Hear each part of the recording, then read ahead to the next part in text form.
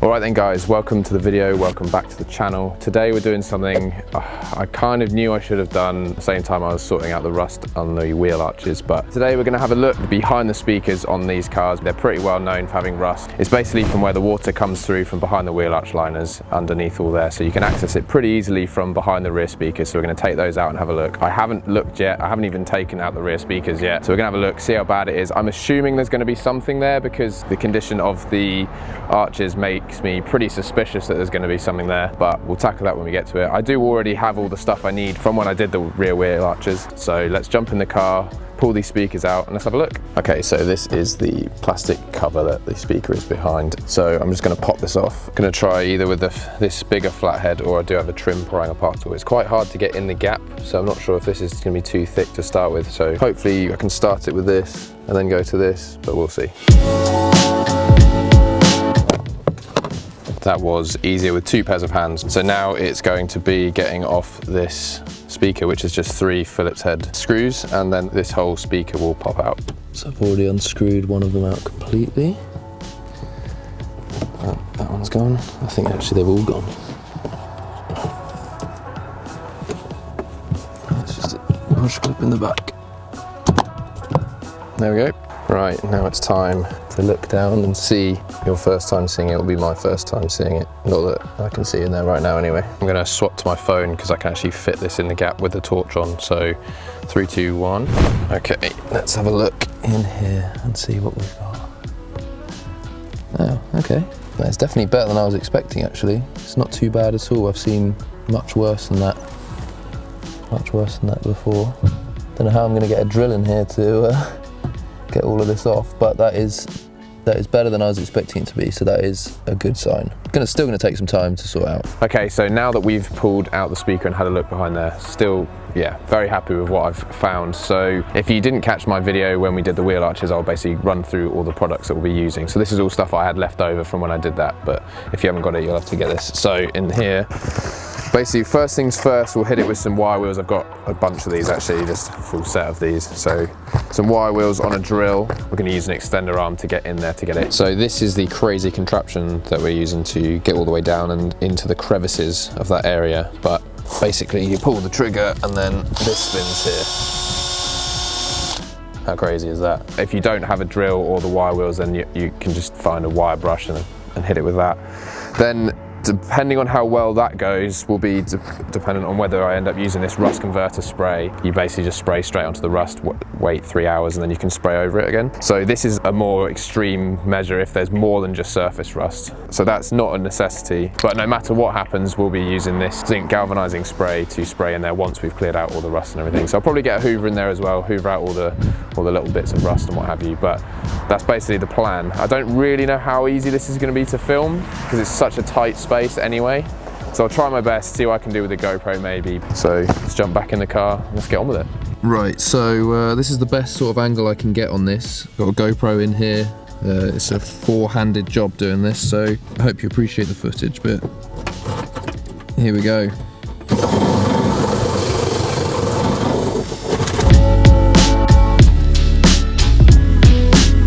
Okay, so you guys can get an idea of what we're doing here. I'm now gonna not film this because it's way easier to do this without filming it. So I'll get back to you once we've got this all back and I'll show you the difference that it's made.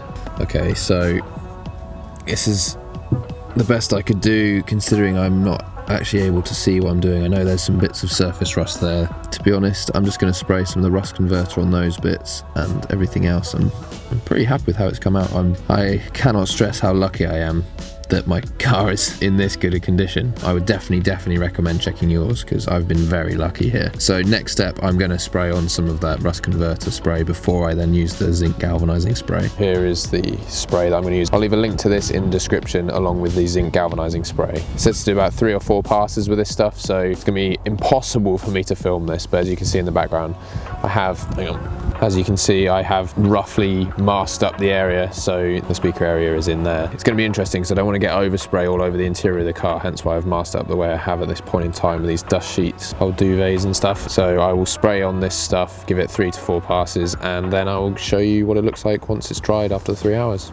Okay, so after the last clip you saw, it rained, so it's now the next morning. I thought of this cunning idea with a compressed can in a small space. It's going to want to come out of the hole I'm spraying into, and I don't really want to fill the cabin with all of those gases and what have you, and there could be particles. I don't want it all over my interior. So what I'm going to do is put this bit of the hoover on the hole where the plug goes for the wheel arch liner, because I'm hoping that way it will then suck out all of the particles and everything rather than them pluming up and going into the cabin. Could be a good little hack, that, so I just thought I'd share that with you before we start. So this is basically just going to go on the hole there. I've taken out the plug. I'm just going to do that with the hoover. Yeah, we're going to get on with that, and hopefully I don't gas myself. 2,000 years later. Okay, so let's have a look in here. I've done a couple of coats with the rust converter spray in here now, and it looks wet, but that's because this stuff dries clear in like a glossy finish, so I don't think it needs much more, to be honest. It's so hard to spray in this space. It might actually be easier if you can get some sort of paint on stuff, but I just was using what I had left over from doing the wheel arches. So this is basically ready. Well, I'm going to leave this to dry, and we're going to move on to the driver's side now. I've already got the speaker out on the other side, so let's have a look in here. I haven't had a look yet, so let's see how bad the driver's side is.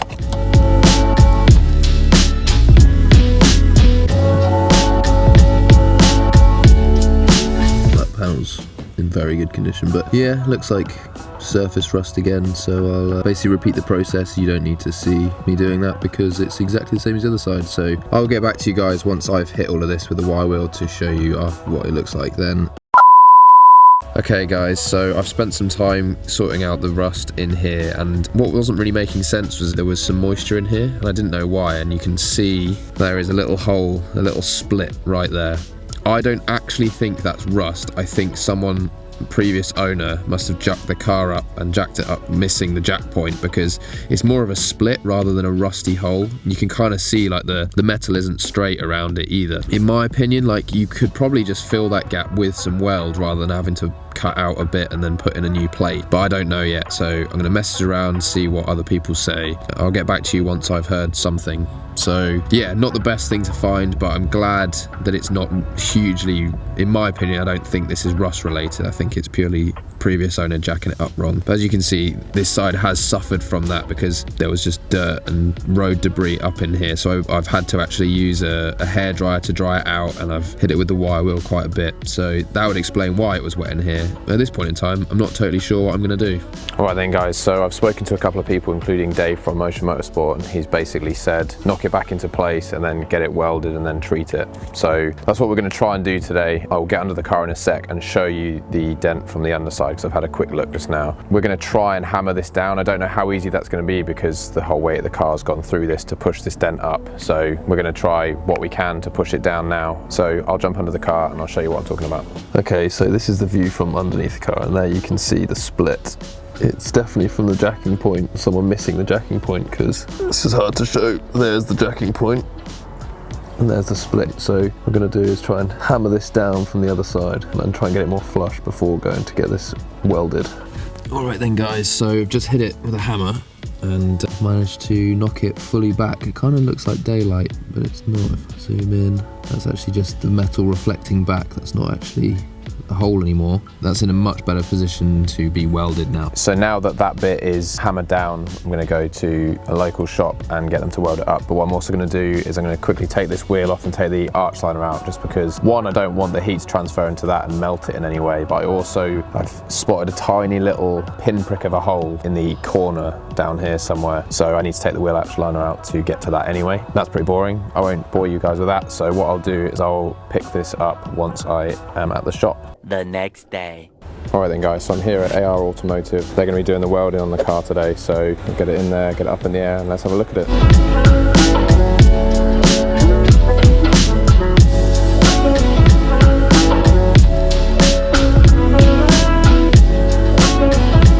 Okay, so we've ground down the area and the split actually goes a little bit further, but this is all ready to weld now, so this is going to get welded up, sorted out, and hopefully it won't be a problem anymore.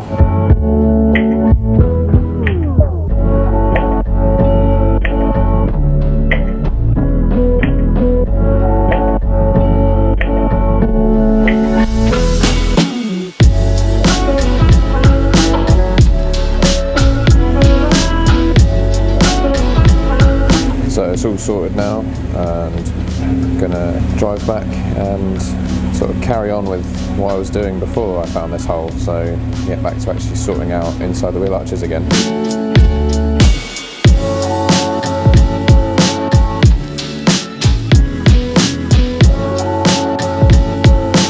So big shout out to AR Automotive, hit them up if you need anything done, and yeah, let's get back. So we're back now, and I did forget to mention, once we'd finished welding, we put a layer of etch primer and then put some Tiger Seal over the area that was welded, so it's not still exposed to the elements or whatever. So I'll then sort that out probably at a later date or something, get something else on there. I have ended up filling that little pinprick hole. I filled that with some sealant because it looks like it was sealant from Honda originally. So that's sealed up. I've shined a light from beneath. Basically, it's all sealed up now. So basically, we can get back to the point where we should have been before that I found the hole. Anyway, I've sprayed the rust converter spray into the wheel arch of this side as well, so that's all dry. So what I'll do is I'll now show you both sides of the car with that stuff dried, because it does look different from when I showed you when it was wet. So let's get inside the car. I'll show you the results of just the rust converter spray, and then yeah, let's get on with it. So as you can see, it's fully sprayed up. You can see a bit of the weld there. It's been fully sprayed with that rust converter spray. So this is as ready as it can be. This is all dry and ready to go for the zinc galvanizing spray now. This was the worst side, obviously, as you can remember, but I will also show you the passenger side now as well. And here we go. This is the passenger side, and as you can see, it is in better shape than the other side. This is also now ready for the zinc galvanizing spray, so that is the next step. So this is the zinc galvanizing spray that we're using. Again, links in the description for all the stuff I'm using in this video. So it's time to spray this on. 12 seconds later. This is the zinc galvanizing spray, all sprayed in. What a difference it makes. I'm pretty happy with how this has come out actually on this side. It's obviously in better condition than it was when I started. Right, I will show you the other side now. This side also looks a lot better. I'd say, if anything, this side is one to watch. You can see here there's a lot of overspray on this little bit up here because I was trying to get in the groove and couldn't see what I was doing. So all of this is just running down the side of there, and that will all dry out in time. But overall, I'm pretty happy that this has been sorted out. I'm going to keep an eye on this side for the future because I'm more worried about this side than I am the other side. Time to put the car back together and seal it all up. So then guys, there you go. That is this wrapped up. The car's all back together now. I would definitely recommend having a look behind your wrist speakers. I'm hoping that this has inspired you to look, or maybe even worried you to have a look and see what you find, because obviously one side of mine wasn't too bad, but luckily I did what I did because I wouldn't have found that area if I hadn't looked behind there. So I'm glad I've done it, and I would definitely recommend you guys having a look at yours as well. I think overall this is definitely a job worth doing, and if you don't want to do it yourself, people can do it for you. I know Motion Motorsport will do it. Alright guys, that's going to do it for this one. Hopefully you've enjoyed it. Maybe you've learned something. Remember to give this a go. Let me know in the comments if you are deciding to do this, or if I've made you aware of that this is a problem. Like the video, subscribe, and I'll see you guys in the next one.